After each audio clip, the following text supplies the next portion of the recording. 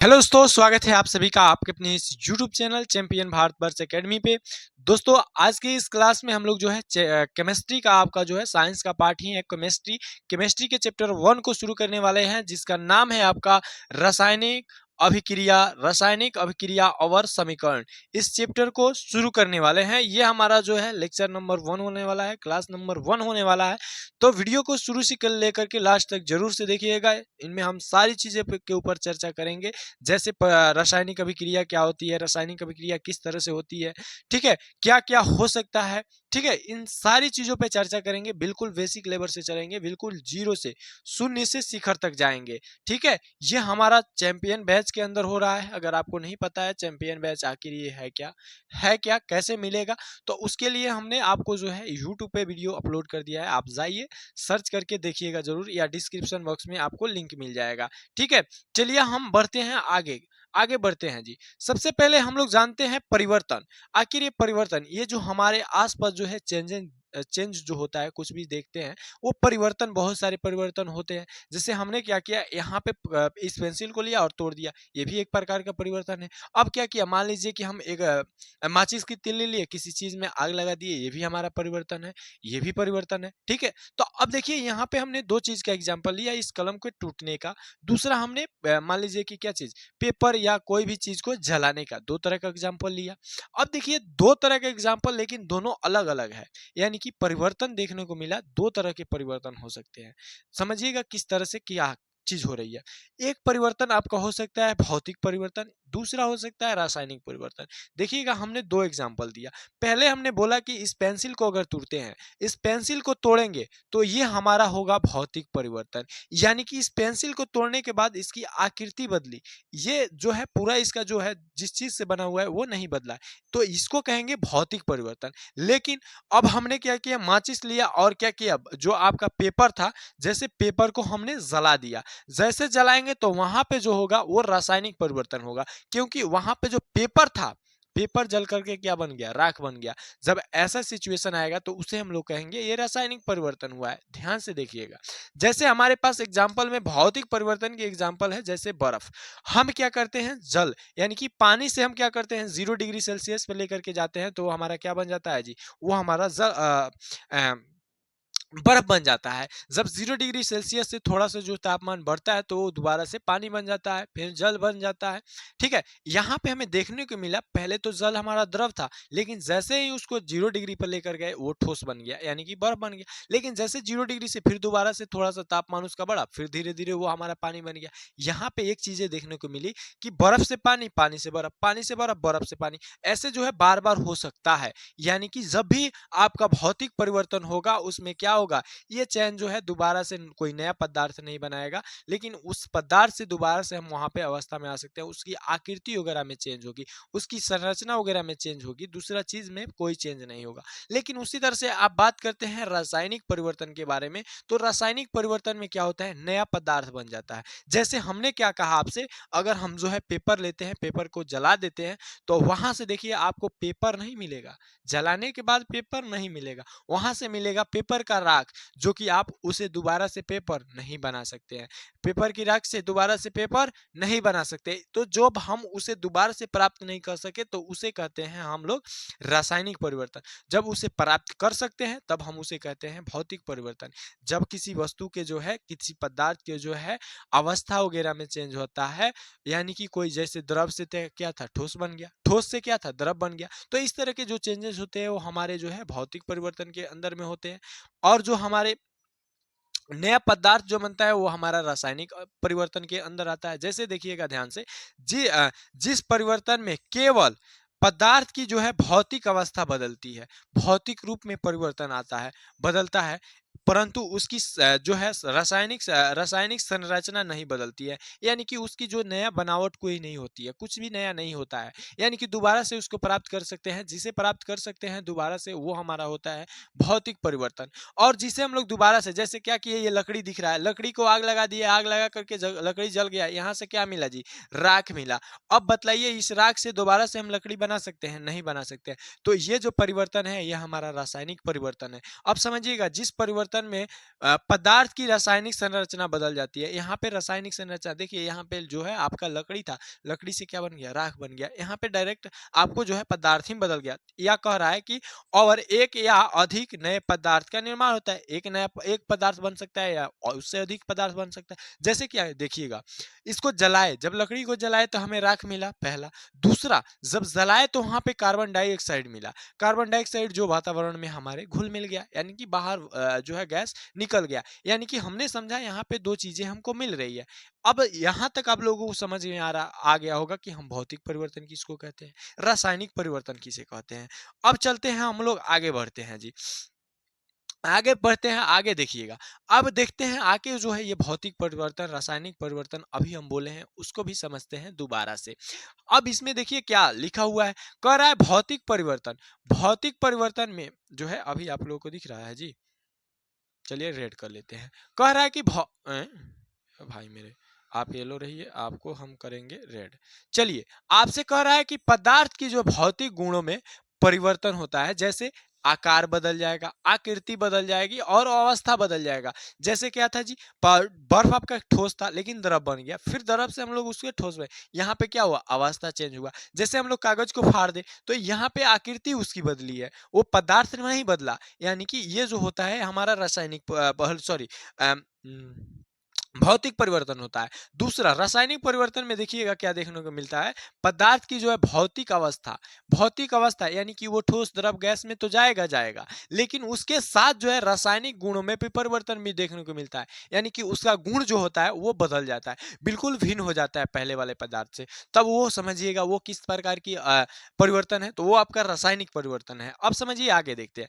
कह रहा है कि इसमें जो है आपका नया पदार्थ नहीं बनता है। क्या था जी, अगर कागज को फाड़ दे या कोई जो है आपका जैसे गाजर हो या कोई सब्जी हो, अगर उसको काट दे तो उससे कोई नया पदार्थ बनेगा नहीं, नहीं बनेगा। तो उसकी आकृति में परिवर्तन हुआ, तो यहाँ पे कोई नया पदार्थ नहीं बनता है। लेकिन अगर वहीं आप जैसे जला रहे थे, इस चीज को जला रहे थे, जैसे ये इस लकड़ी को जला रहे थे तो नया पदार्थ बन रहा था और इसमें कार्बन डाइऑक्साइड निकल रहा था जो कि नया पदार्थ था, यानी कि इसमें नया पदार्थ बनता है।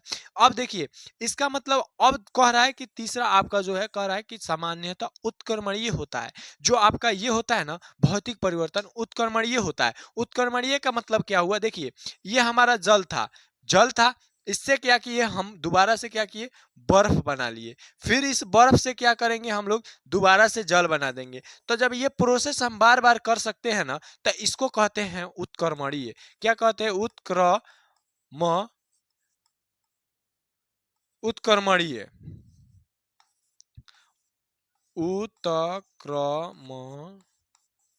उत्क्रमणीय कहते हैं। लेकिन यही प्रोसेस, जैसे क्या किए हम जो है, लकड़ी लकड़ी लकड़ी को जब हम जला दिए, जब हम लकड़ी को जला दिए, जला जब लकड़ी को जब हम क्या किए, जब जला दिए, तो वहां पे जो हमें मिला, वो मिला आपका जो है राख मिला। दोबारा से इस राख से हम जो है लकड़ी नहीं बना सकते हैं। तो ये हमारे अंदर है कि ये उत्क्रमणीय नहीं होता है, यानी कि अणु उत्क्रमणीय होता है। ये जो है दोबारा से परिवर्तन होने के बाद दोबारा से हम पीछे नहीं आ सकते, ये अणु उत्क्रमणीय होता है। कौन जी, रासायनिक परिवर्तन। अब देखिए, जैसे उदाहरण के तौर पे देखा जाए, बर्फ का पिघल जाना, यानी कि बर्फ है वो पिघल करके पानी हो गया, ये उसकी अवस्था में परिवर्तन हुआ। उसी तरह से कागज का फटना, उसकी आकृति बदली। उसी तरह से सब्जियों को काटना, इसकी आकृति बदली, उसकी जो बनावट थी, जो आकार था वो बदला, नहीं कि वो पदार्थ बदला। ठीक है, तो इसको हम कहते हैं भौतिक परिवर्तन। किसको जी, जब उसकी अवस्था वगैरह बदलती है तब हम लोग उससे भौतिक परिवर्तन कहते हैं। लेकिन रासायनिक परिवर्तन, जैसे दूध से दही का बनना, अगर दूध से दही बन गया तो दोबारा से वो हम दूध नहीं बना सकते, यहाँ पे डायरेक्ट नया पदार्थ बन जा रहा है। उसी तरह से भोजन का पचना, जो भोजन हमारे शरीर में पच जाता है तो हम दोबारा से जो निकालते हैं वो भोजन जैसा रहता है वैसा नहीं रहता है। ठीक है, तो ये हमारे भोजन का पच जाना, वो भी हमारे एक तरह का रासायनिक परिवर्तन है।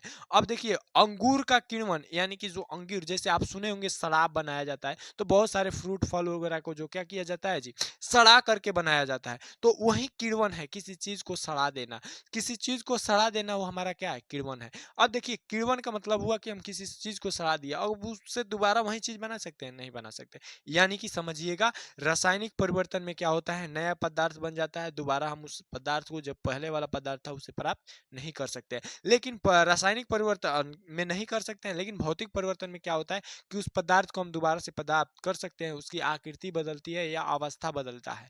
ठीक है, यहाँ तक समझ में आया, यहाँ तक कोई दिक्कत नहीं होनी चाहिए। अब देखिए, अब यही आपको जो परिवर्तन, ये जो परिवर्तन आपका हो रहा है ना, कौन सा नया पदार्थ बन रहा है, इसी को हम कह रहे हैं, देखिए रासायनिक परिवर्तन। रासायनिक परिवर्तन के फल स्वरूप रासायनिक अभिक्रिया बनता है। यानी कि जो ये रासायनिक परिवर्तन हो रहा है ना, इसी के बाद, इसी के वजह से हमारा रासायनिक अभिक्रिया बनता है। क्या चीज बनता है, रासायनिक अभिक्रिया। और हमारे चैप्टर का नाम क्या है, रासायनिक अभिक्रिया। अब समझेंगे आगे यहाँ पे, अब आगे समझेंगे मेरे भाई, आगे हम लोग समझेंगे आखिर ये जो है रासायनिक अभिक्रिया क्या है।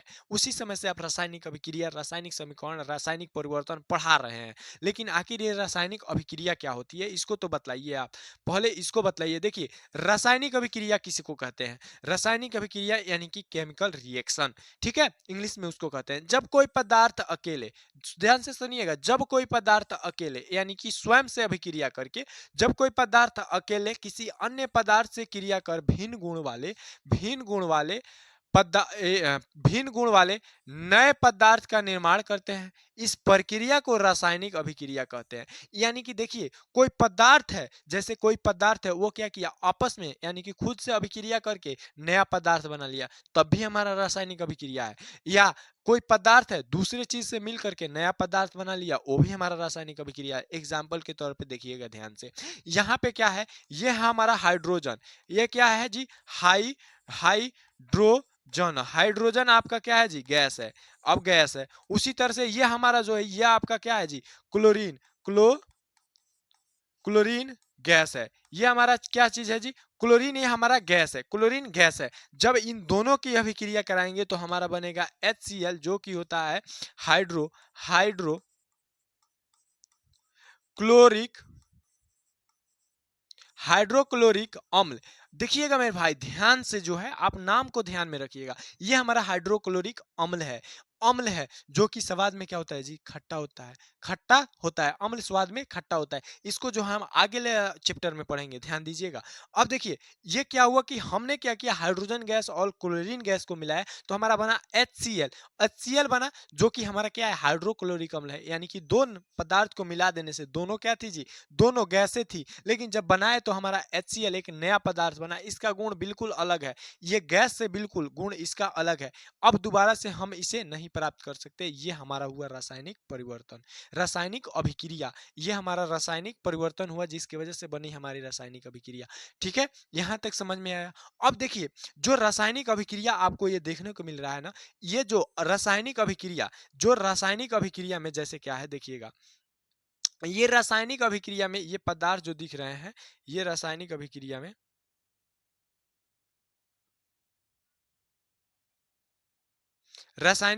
में ये जो पदार्थ दिख रहे हैं, ध्यान दीजिएगा, रासायनिक अभिक्रिया में ये जो पदार्थ दिख रहे हैं, ये दोनों एक का बात नहीं कर रहे हैं, दोनों, ये जो दोनों दिख रहे हैं ना, देखिएगा, एक मिनट, इसको नहीं मिटाना है जी, इसको मिटाते हैं। यहाँ पे जैसे ये आपको दिख रहा है, ये आपका जो है हाइड्रोजन है, ये आपका क्लोरीन है। लेकिन ये दोनों जो है ना, दोनों, इसको कहेंगे अभिकारक, कहेंगे, जो अभिक्रिया में भाग ले रहे हैं उन्हें अभिकारक कहेंगे। जो अभिक्रिया के बाद बन रहा है उसको कहेंगे प्रतिफल, या इसको बोलेंगे उत्पाद यानी कि नया प्रोडक्ट बन रहा है, प्रोडक्ट जो बन रहा है उसको उत्पाद कहेंगे या प्रतिफल कहेंगे, दोनों नाम ले सकते हैं। अब आगे बढ़ते हैं हम लोग। अब हम लोग बात करेंगे, आखिर अभी जो आपने बोला उसको देखिए, आपको लैंग्वेज में लिखा हुआ मिल रहा है, अभिकारक किसको कहते हैं, प्रतिफल किसको कहते हैं, ध्यान से सुनिएगा। उसी एग्जाम्पल के तौर पे देखिए, कह रहा है कि क्या, देखिए क्या कह रहा है, आपका कह रहा है कि अभिकारक क्या है, देखिएगा, वे पदार्थ जो रासायनिक अभिक्रिया में भाग लेते हैं उसे हम लोग अभिकारक कहते हैं। जो रासायनिक अभिक्रिया में भाग ले रहे हैं उसे अभिकारक कह रहे हैं। जैसे इस अभिक्रिया में हाइड्रोजन और क्लोरीन अभिकारक का कार्य कर रहे हैं, यानी कि ये दोनों जो गैसें हैं, ये किसके रूप में काम कर रही है, अभिकारक के रूप में। उसी तरह से बात करेंगे, देखिएगा, ये प्रतिफल के बारे में, प्रतिफल कर रहा है, वे पदार्थ जो रासायनिक अभिक्रिया में भाग लेकर भिन्न नए पदार्थ का निर्माण करते हैं उस नए पदार्थ को प्रतिफल कहते हैं। यानी कि ये जो अभिक्रिया में भाग ले रहे हैं, इससे जो नया पदार्थ बन रहा है उस पदार्थ को हम लोग क्या कहते हैं जी? अभिकारक, सॉरी प्रतिफल कहते हैं। प्रतिफल या उत्पाद कहते हैं। प्रतिफल या इसको कह सकते हैं आप उत्पाद ठीक है, प्रतिफल या उत्पाद कह सकते हैं। अब देखिएगा आपके जो बुक में है जो है, देखिएगा ध्यान से, पहले कोई अभिक्रिया हो रही होती है, कोई भी अभिक्रिया हो रही होती है तो सबसे पहले अगर ये देखिएगा, यहाँ पे समझने की कोशिश कीजिएगा मेरे भाई, यहाँ पे समझिएगा। जैसे आपने देखा कि यहाँ पे आपको देखने को मिला हाइड्रोजन, हाइड्रोजन देखने को मिला H2 जो कि गैस था। क्या चीज था जी? गैस था। और वो आपका जो था हाइड्रोजन था, हाइड्रोजन था। ये हाइड्रोजन गैस जो था ना, वो दो गो हाइड्रोजन से मिल करके बना है। दो गो हाइड्रोजन से मिल करके H2 बना है। दो गो हाइड्रोजन से मिल करके बना है। और ये क्लोरीन जो दिख रहे हैं Cl2, ये भी हमारा दो गो Cl से मिल करके बना है। दो गो Cl से दो गो Cl से मिल करके बना है। Cl प्लस Cl से मिल करके बना है। इसको थोड़ा सा इधर रहेगा उधर हो, ठीक है, कर लीजिएगा। अब देखिए ये जो दो गो Cl से बना हुआ है, दो गो Cl से बना हुआ है क्या चीज? Cl2। उसी तरह से दो गो हाइड्रोजन से क्या बना है? H2। तो सबसे पहले ये डायरेक्ट जाएगा तो ऐसे H2 और Cl2 डायरेक्ट मिल नहीं जाएगा, अभिक्रिया डायरेक्ट नहीं करेगा, नहीं। पहले क्या करेगा? ये जो है इससे दूर हटेगा, पहले अपने आप से दूर हटेगा। ये अणु, ये जो दिख रहा है ये अणु है, ये भी हमारा क्या है? अणु है। लेकिन सबसे पहले टूटेगा, टूटेगा वास्तविक मूल में आएगा, यानी कि परमाणु के रूप में आएगा। उसके बाद अभिक्रिया में भाग लेगा। यानी कि पहले टूटेगा, उसके बाद अभिक्रिया में भाग लेगा। ध्यान से देखिए कह रहा है कि रासायनिक अभिक्रिया की क्रिया विधि, यानी कि ये रासायनिक अभिक्रिया की जो प्रक्रिया होती है वो कैसे होती है, अभी जो बतलाया है ना वैसे होती है। समझिए क्या कह रहा है कि अभिकारक के अणु टूटकर परमाणु में परिवर्तित होते हैं। यानी कि सबसे पहले जो अभिक्रिया में भाग ले रहे हैं वो अभिकारक है, और अभिकारक के अणु सबसे पहले टूटते हैं, टूट करके पहले परमाणु का निर्माण करते हैं। उसके बाद कह रहा है कि ये पुनः संगठित होकर, यानी कि पुनः दोबारा से मिल करके संगठित होकर के प्रतिफल के अणु बनाते हैं। यानी कि जो नया प्रोडक्ट बनता है ना, जो उत्पाद बनता है उसके अणु बनाते हैं। अणु देखिए इस प्रक्रिया में अभिकारक के अणु परमाणु के बीच जो है बंध टूट जाती है, और परमाणुओं के बीच जो है नए बंध का निर्माण होता है। यानी कि सॉरी, यहाँ पे सबसे पहले जो जो अणु होते हैं सबसे पहले वो टूट करके परमाणु में जाते हैं, और परमाणु से दोबारा से मिल करके दोबारा से अभिक्रिया के प्रतिफल बनाते हैं जो कि अणु होते हैं। यानी कि फिर से दोबारा टूट करके और फिर से दोबारा नया पदार्थ बनाते हैं। ये जो है इस तरह से आपकी जो रासायनिक अभिक्रिया की क्रिया विधि होती है। यानी कि ये इस प्रोसेस से इसमें काम हो रहा होता है। चलिए जैसे हम बात करेंगे कुछ आपका जो है क्रियाकलाप के बारे में, ध्यान से देखिएगा। जैसे आपके ये बुक में दिया हुआ है, ध्यान रखिएगा, ये आपके बुक में दिया हुआ है, इस अभिक्रिया को ध्यान रखिएगा। कह रहा है कि मैग्नीशियम रिबन को जलाने पर क्या प्रेक्षण प्राप्त होता है। यानी कि जब मैग्नीशियम रिबन को जलाया जाता है तो हमें क्या मिलता है, क्या रिजल्ट मिलता है, क्या बनता है भाई, ये दिखाइए। तो देखिए सबसे पहले हम एक लेंगे, क्या चीज? चिमटा लेंगे, जिससे मैग्नीशियम को पकड़ेंगे। यानी कि मान लीजिए इस चीज को जलाना है, मान लीजिए कि इस चीज को अगर जलाना है, ध्यान रखिएगा, मान लीजिए इस कपड़े को जलाना है तो हम ऐसे कुछ इससे, मान लीजिए इसे दाब करके इसे पकड़ेंगे ताकि हमारा हाथ नहीं जले। यानी कि उसके लिए हमें चाहिए चिमटा, चिमटा यहाँ पे मिल गया। उसके बाद जो जल रहा है वो चाहिए रिबन, मैग्नीशियम रिबन। दूसरा जो इसमें हम जो है जो चूर्ण गिरेगा उसको इकट्ठा करने के लिए हमको चाहिए वॉच ग्लास, यानी कि कोई भी प्लेट चाहिए, ठीक है। यह है हमारा बर्नर, जिसकी सहायता से हम आग लगा रहे हैं, ठीक है, यहां तक समझ में आया। अब देखिए जब ये आग लगता है और जलता है ना, तब मैग्नीशियम, देखिए मैग्नीशियम जो होता है वो ऑक्सीजन के उपस्थिति में उसका दहन कराया जाता है, यानी कि उसको जलाया जाता है। जब मैग्नीशियम को जलाया जाता है ऑक्सीजन की उपस्थिति में तो ये बनाता है MgO। ये ध्यान रखिएगा, यहाँ पे लिखा हुआ है Mg2, ये अलग चीज है, वो अलग चीज है। अभी संतुलित करना सिखाएंगे तो ये चीज भी बतलाएंगे, ध्यान रखिएगा। अब देखिए Mg, जो आपका Mg था O2 था, ये बना करके क्या बना दिया? MgO2। और प्लस में क्या दे रहे हैं? उष्मा। क्या देते हैं? उष्मा। कोई भी पदार्थ जलेगा तो क्या देगा? उष्मा देगा। उष्मा देगा, प्रकाश देगा। तो वही बात है, देखिए जो हमें प्रेक्षण यानी कि जो परिणाम हमको मिलते हैं, उसको जलाने के बाद, मैग्नीशियम रिबन को जलाने के बाद, वो हमें देखिए प्रेक्षण क्या मिलते हैं। हमें मिलता है मैग्नीशियम ऑक्साइड, जो कि MgO, MgO है, वो क्या है? Magnesium oxide. और वो किस कलर का मिल रहा है? देखिएगा, श्वेत यानी कि उजला कलर का आपको मिल रहा है। किस कलर का मिल रहा है जी? श्वेत कलर का मिल रहा है मैग्नीशियम का जो चूर्ण है। अब देखिए, अब उसके बाद जो है बड़ी मात्रा में, अधिक मात्रा में ऊष्मा मिलती है, ऊष्मा मिलती है, और उसके साथ जो है प्रकाश उत्पन्न होता है। कोई चीज जलता है तो क्या देता है? प्रकाश देता है, यानी कि प्रकाश भी उत्पन्न होता है। प्लस में चमत्कार सफेद लौ, यहाँ पे जो लौ दिख रही है, आग जलेगा तो लौ दिखेगा, और बढ़िया से आग जलेगा तो वहां पे बढ़िया से लौ दिखेगा। तो वहां पे जो है चमत्कार चमकदार हमें लौ देखने को मिलती है। और ये जो बनता है, ये हमारा मैग्नीशियम है। ये ऑक्सीजन से अभिक्रिया करके मैग्नीशियम ऑक्साइड बनाता है, जो कि श्वेत रंग का होता है। ध्यान रखिएगा, किस रंग का होता है? मैग्नीशियम रिबन का जो चूर्ण होता है, मैग्नीशियम ऑक्साइड, वे श्वेत रंग का होता है। ध्यान रखिएगा। चलिए एक और अभिक्रिया की तरफ ध्यान देते हैं, लेकिन इसका रिजल्ट हमने ये क्यों दिखाना चाहा? देखिए इसमें क्या मिल रहा है। इसमें एक चीज देखिएगा, क्या मिल रहा है? उष्मा मिल रहा है, प्रकाश मिल रहा है।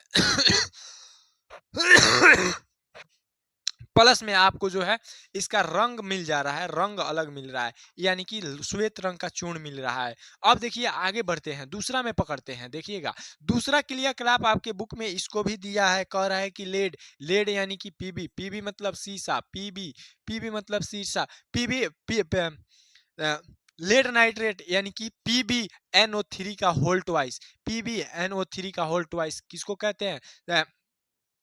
यहाँ पे लेड नाइट्रेट को कहते हैं। लेड नाइट्रेट का सूत्र होता है, ठीक है। उसी तरह से potassium iodide, PB sorry, potassium का के आई पोटेशियम आयोडाइड, ठीक है, के आई। अब देखिए आयोडाइड, पोटेशियम आयोडाइड कि घोल मिलाने पर क्या प्रेक्षण प्राप्त होता है, यानी कि जब हम इसकी घोल को मिलाते हैं तो क्या रिजल्ट मिलता है, ये हमको बताइए ना मेरे भाई। तो देखिए हमने क्या किया, यहाँ पे हमने रखा पोटेशियम आयोडाइड का घोल, पोटेशियम आयोडाइड के एक गिलास में घोल रख लिया हमने। उसके बाद देखिए हमने क्या किया, थोड़ा सा जो है उसमें थोड़ा सा लेड नाइट्रेट मिलाया, यानी कि हमने थोड़ा सा जो है लेड नाइट्रेट डाला। क्या डाला जी?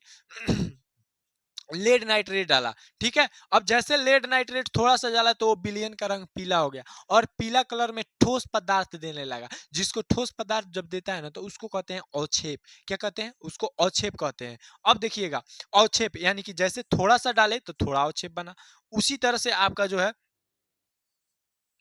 जैसे उसमें हम थोड़ा और डाले तो और ज्यादा मिला, उसी तरह से हमने क्या किया, बहुत ज्यादा डाल दिया, बहुत ज्यादा डाल दिया। जैसे हमने क्या किया, पोटेशियम आयोडाइड में हमने क्या किया, लेड नाइट्रेट को ज्यादा डाल दिया, तो ज्यादा अवक्षेप मिला, यानी कि ज्यादा ठोस पदार्थ मिला, ज्यादा पीले कलर का ठोस पदार्थ मिला। अब देखिए ये अभिक्रिया हुई कैसे, देखिएगा ध्यान से। ये जो अभिक्रिया हुई, ये PbNO3 का होल ट्वाइस, ये हमारा है लेड नाइट्रेट है, ये लेड नाइट्रेट है। उसी तरह से जो है आपका Ki जो है ना, ये है, ये आपका है पोटेशियम आयोडाइड। पोटेशियम को K से लिखते हैं, आयोडीन को I से लिखते हैं, पोटेशियम आयोडाइड। अब देखिए जब ये अभिक्रिया करता है ना, तो ये बनाता है लेड आयोडाइड। क्या बनाता है जी? Lead iodide. अब देखिए लेड आयोडाइड बनाता है, लेड आयोडाइड, और प्लस में पीला कलर का जो ठोस पदार्थ देता है उसको कहते हैं अवक्षेप। वो क्या बनाता है जी? पीले कलर का अवक्षेप बनाता है। क्या बनाता है? पीले कलर का अवक्षेप बनाता है। यानी कि ये जो दिख रहा है ना, ये किस कलर का होगा? ये पीला, वैसे भी कलर इसका पीला है, और ये पीला दिख भी रहा है। यानी कि पोटे सॉरी सॉरी, ये नहीं ना है पोटेशियम आयोडाइड, ये नहीं है, ये नहीं है। यहाँ पे ये पोटेशियम आयोडाइड है ना, ये हमारा, ओ यार क्या हो गया, ये हमारा पोटेशियम आयोडाइड है। ये पोटेशियम आयोडाइड है जो कि पीला रंग देगा, पीला रंग का होगा। कैसा होगा जी? पीला रंग का होगा, ठीक है। यहां तक समझ में आया। इसमें क्या हुआ जी? इसमें क्या हुआ? रंग का परिवर्तन देखने को मिला। हमें क्या मिला? रंग देखने को मिला। ध्यान रखिएगा, पहले वाले में उष्मा प्रकाश देखने को मिला और दूसरे वाले में हमको रंग देखने को मिला। इसका निष्कर्षण तक पहुंचेंगे। तीसरा अभिक्रिया कह रहा है कि दानेदार जस्ते से दानेदार जस्ते यानी कि जिंक, Zn, तनु सल्फ्यूरिक अम्ल यानी कि अम्ल, H2SO4 अम्ल है, तनु सल्फ्यूरिक अम्ल का मतलब पानी ज्यादा होगा, उसमें अम्ल डालिए लेकिन पानी की मात्रा ज्यादा होगी, तनु होगा। देखिएगा ध्यान से, तनु, तनु मतलब होगा वो पतला होगा, जो पदार्थ का नाम ले रहे हैं ना वो पतला होगा, उसमें जल की मात्रा, जल की मात्रा, मात्रा, मात्रा अधिक होगी, अधिक, अधिक होगी, अधिक होगी। लेकिन वहीं आपका बोल देगा सांद्र, सांद्र कह देगा ना, तो इसमें जो पानी की मात्रा होगी, पानी की मात्रा होगी वो कम होगी, यानी कि ये जो होगा वो ये गाढ़ा होगा, यानी कि जो पदार्थ ले रहे होंगे वो ज्यादा होगा, ठीक है। अब देखिए उसी तरह से कह रहा है कि जब जिंक को जो है, जब दानेदार जिंक यानी कि ठोस पदार्थ होता है, ठोस जिंक को जब डाला जाता है किसमें, सल्फ्यूरिक अम्ल में, वो भी तनु यानी कि पानी जैसे सल्फ्यूरिक अम्ल में, तो हमको रिजल्ट क्या मिलता है ध्यान दीजिएगा। सबसे पहले कर्क लेकर के हम इसको बंद कर देते हैं। दूसरी बात तो यहाँ पे हम लोग ले डालते हैं क्या चीज, सल्फ्यूरिक अम्ल डालते हैं, और वो भी इसमें जल रहता है सल्फ्यूरिक अम्ल, क्योंकि वो तनु बोल रहा है तो उसमें जल रहेगा ही रहेगा। उसके बाद जो है हम चक्राकार जो है फ्लक्स लेते हैं, जिसके ऊपर ये दिख रहा है, जिसके अंदर में हम ये अभिक्रिया करा रहे हैं उसको लेना जरूरी है, नहीं तो अभिक्रिया बाहर होगी तो फिर हमको समझ में कैसे आएगा, तो अभिक्रिया होगी। उसके बाद हम दानेदार ये जो छोटे छोटे व्हाइट कलर में दिख रहे हैं ये आपके जिंक है, जब ये डालेंगे ना तो अभिक्रिया होगी, अभिक्रिया होने के बाद बनेगा आपका जिंक सल्फेट ZnSO4, और प्लस में बनेगा आपका हाइड्रोजन गैस। क्या बनेगा जी, हाइड्रोजन गैस बनेगा। ध्यान रखिएगा क्या बनता है, हमारे पास जो रिजल्ट आता है उसमें हाइड्रोजन गैस निकलता है, प्लस में फ्लस्क गर्म होने लगता है। ये जो फ्लस्क है ना ये इसको छुइएगा तो ये गर्म होगा, यानी कि इसमें मिल रहा है उष्मा, उष्मा मिल रहा है, उष्मा मिल रहा है, प्लस में गैस मिल रहा है। कौन सी गैस मिल रही है, हाइड्रोजन गैस मिल रही है। अब देखिएगा ध्यान से हम लोग किस चीज पे पहुंचने वाले हैं, किस चीज पे पहुंचने वाले हैं, ध्यान से देखिएगा। अब हम चल रहे हैं रासायनिक अभिक्रिया की जो विशेषता है उसको समझते हैं। रासायनिक अभिक्रिया की जो है विशेषता, यानी कि किस किस प्रकार से रासायनिक अभिक्रिया होती है, क्या हमको रिजल्ट मिलता है। अभी हम बतलाए हैं क्या हो रहा था, गैस भी बन रहा था। ध्यान से देखिएगा अभी जो है क्या बन रहा था जी, यहाँ पे, यहाँ पे देखिएगा गैस बन रहा था, उष्मा यानी कि ऊर्जा भी हमें मिल रही थी, ठीक है, यानी कि तापमान बढ़ रहा था ना, इस फ्लक्स का क्या हो रहा था, तापमान बढ़ रहा था, यानी कि तभी ना गर्म हो रहा था जी, तभी ना ये आपका गर्म हो रहा था। तो पहले देखिए, पहला आपको दिख रहा है, कह रहा है कि गैस की उत्पत्ति, यानी कि कुछ ऐसी अभिक्रिया होती है जो क्या होती है, रासायनिक अभिक्रियाओं के दौरान कोई गैस का उत्पन्न करती है, कोई गैस बना लेती है, तब हम उसको क्या कहते हैं कि यहाँ पे गैस की, इस रासायनिक अभिक्रिया में गैस बना हुआ है। तो अब देखिए जैसे ZnHCl की अभिक्रिया कराते हैं, ZnCl प्लस हाइड्रोजन गैस बनता है।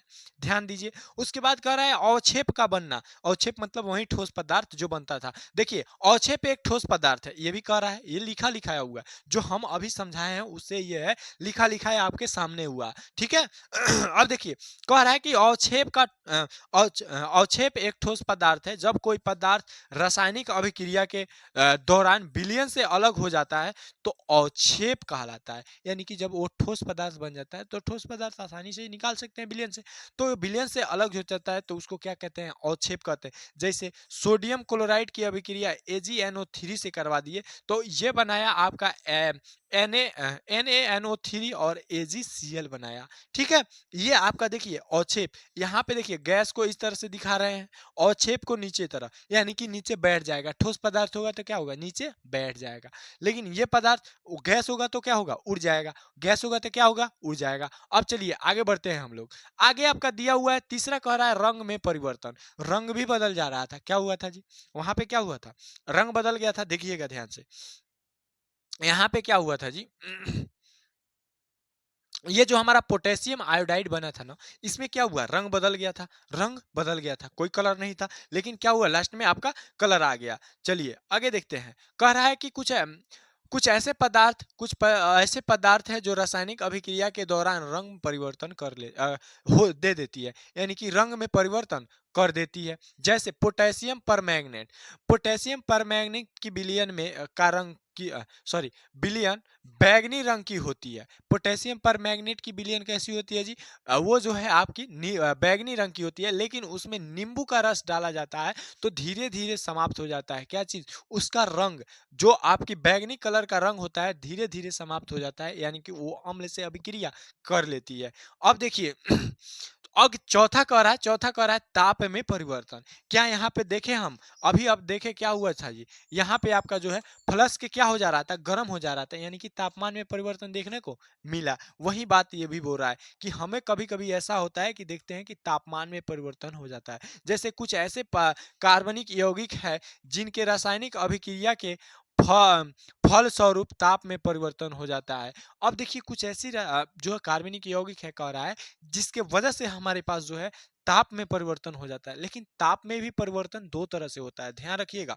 पहले होता है हम ताप दे रहे होते हैं तब अभिक्रिया होती है, और कभी कभी ऐसा होता है कि वहां अभिक्रिया हो रही तो हमें भी ताप मिल रही है, यानी कि उष्मा मिल रही है। तो दो तरह की उष्मा की अभिक्रिया होती है। एक होती है उष्मा शोषी, यानी कि हम उसको उष्मा देते हैं। एक होती है उष्मा छेपी, जो अभिक्रिया के बाद उष्मा बाहर निकलता है। अब देखिए कह रहा है उष्मा शोषी उष्मा छेपी अभिक्रिया कह रहा है कि वैसी रासायनिक अभिक्रिया जिसमें उष्मा उत्सर्जन होता है, यानी कि उष्मा निकलता है, उष्मा छेपी अभिक्रिया उसे उष्मा छेपी अभिक्रिया कहते हैं। अब देखिए जैसे कैल्शियम कार्बोनेट के अभिक्रिया के पश्चात जो हमें मिला कैल्शियम ऑक्साइड और कार्बन डाइऑक्साइड प्लस में उष्मा, यहाँ पे क्या मिला हमको, यहाँ पे उष्मा मिला, तो इसको कहेंगे उष्मा छेपी अभिक्रिया। अब देखिए उसी तरह से उष्मा शोषी अभिक्रिया, उष्मा शोषी अभिक्रिया क्या होती है, वैसी रासायनिक अभिक्रिया जिसमें उष्मा का शोषण होता है। उष्मा का शोषण मतलब उष्मा उसको दिया जाता है, अर्थात या कह लीजिए कि उष्मा लगाना पड़ता है, तब हम उसको क्या कहते हैं, उष्मा शोषी अभिक्रिया। जैसे हाइड्रोजन और आयोडीन की अभिक्रिया कराते हैं तो इसमें हमको उष्मा क्या चीज करने की, उष्मा देने की आवश्यकता पड़ती है, जिससे हमें क्या मिलता है, HI मिलता है, और प्लस में उष्मा फिर उत्पन्न होता है। यानी कि हमें सबसे पहले उष्मा इसमें देने की आवश्यकता होती है, यानी कि जब उष्मा देते हैं तो उष्मा शोषी, और जब वो उष्मा देती है तो उष्मा छेपी अभिक्रिया। ठीक है, अब चलिए आगे बढ़ते हैं जी। अब आगे बढ़ते हैं, कह रहा है कि अवस्था में परिवर्तन, क्या चीज जी, अवस्था में परिवर्तन। अवस्था में परिवर्तन का कुछ ऐसे पदार्थ है जिनका रासायनिक अभिक्रिया के दौरान अवस्था परिवर्तन हो जाता है, यानी कि वो जो है किसी आकार के रहते हैं दूसरे आकार के बन जाते हैं। जैसे जब मोमबत्ती को जलाते हैं तो उसका कुछ भाग द्रव परिवर्तित होता है, कुछ भाग द्रव से गैस में परिवर्तित होकर जाती है, और उसे हम कह सकते हैं कि ठोस अवस्था से द्रव अवस्था में, द्रव अवस्था से गैस अवस्था में परिवर्तित हो जाती है।